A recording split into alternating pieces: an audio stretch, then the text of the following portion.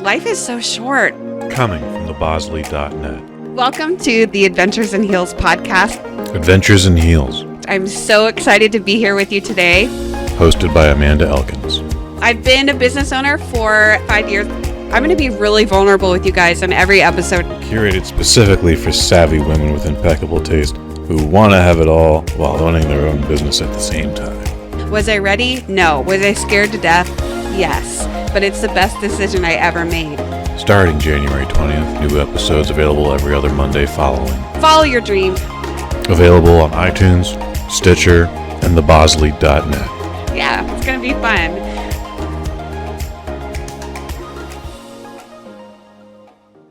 thebosley.net. Sit, Bosley, sit.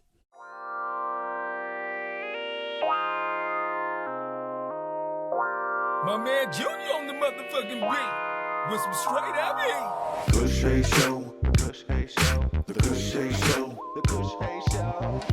Microdose. What's good, y'all?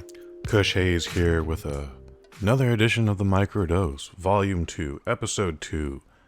Today we're talking Golden Globes. This previous Sunday we had the Golden Globes. I did not watch it. I just got everything off of their Twitter feed. It's very simple.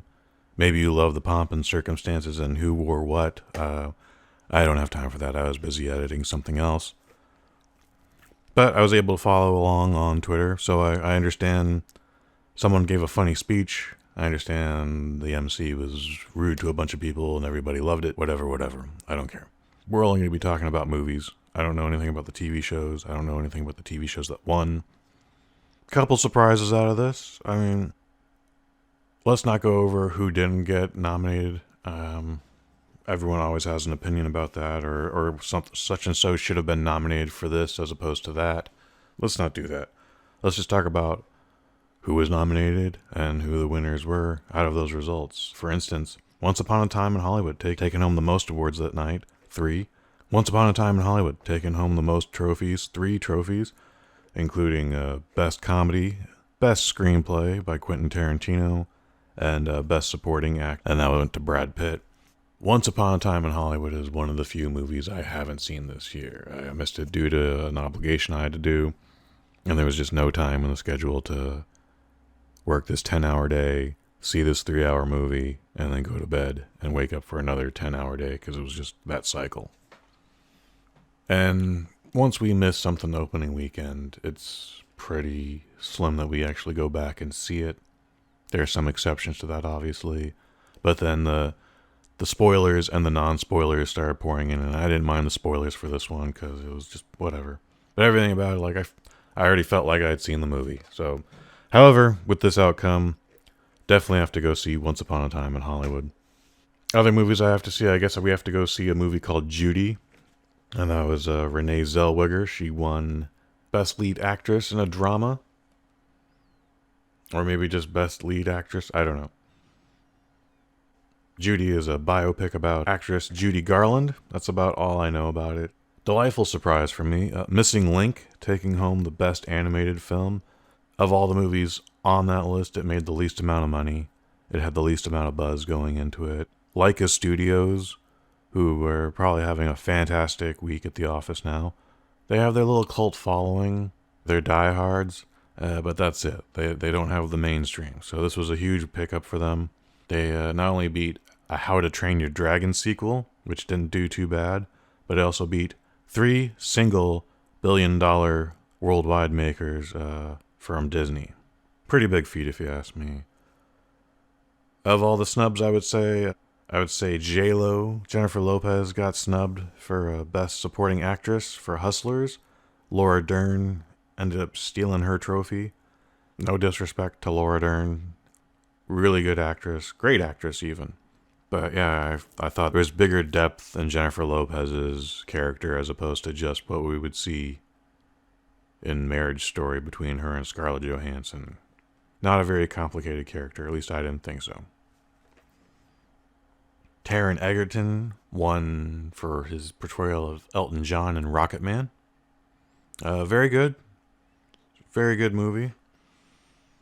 I think Adam Driver, speaking of Marriage Story, I think Adam Driver should have taken that home. Parasite. Parasite won Best Foreign Film. But between that and 1917, it's hard. Like, 1917 took home the Best Drama. It would also take home Best Director. Yeah, hard to argue. I don't... But if Parasite had been nominated for Best Picture overall, I don't know if it would have beaten 1917. Or vice versa. I don't know how that would have gone down. Awkwafina.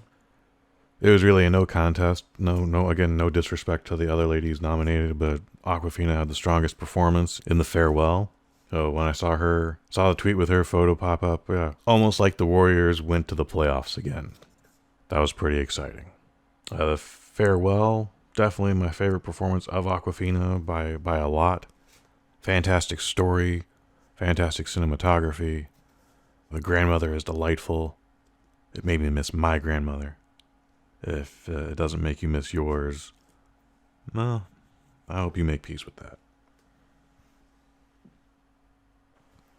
So there it was, 2020's Golden Globes. I thought these would take place in February, but I guess not. These definitely snuck up on me. Again, I have nothing to say about anything that actually happened at the event. Again, someone gave a funny speech. Someone did something backstage that was or was not hilarious. The MC said something that was or was not controversial. I got nothing on any of that. So that was the Golden Globes. Yeah, I'm out of my element on this one here. I think that's what I think. I think I'd have better. I think it'd been a better microdose if I had someone to bounce these off of, but that's how these things are. Folks, I'm Kush Hayes. Follow me on Twitter at Kush_Hayes. Check us out at thebosley.net. I have written reviews dropping every Friday. Episodes currently up of the Kush Hayes Show that you can check out. The top surprises of 2019. I go over 5 movies that we covered over the year in 2019. These aren't necessarily the best movies. These aren't necessarily anyone's favorite movies. Top 5 surprises that the Kush Hayes Show covered in 2019. You can catch that out. You can also catch out Bombshell, Jumanji: The Next Level, the very popular Ford vs. Ferrari. I've been at Kush_Hayes. I'll see you next week with another microdose. Subject TBD. In fact, actually, we'll probably talk about Oscar nominations. I'm so loco. Tell them who I am. The Kush Hayes Show. The Kush Hayes Show. Microdose.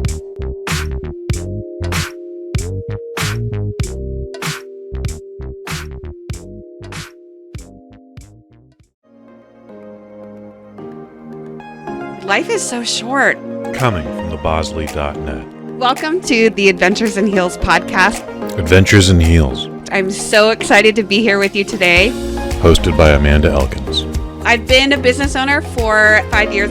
I'm going to be really vulnerable with you guys on every episode. Curated specifically for savvy women with impeccable taste who want to have it all while owning their own business at the same time. Was I ready? No. Was I scared to death? Yes. But it's the best decision I ever made. Starting January 20th, new episodes available every other Monday following. Follow your dreams. Available on iTunes, Stitcher, and thebosley.net. Yeah, it's going to be fun.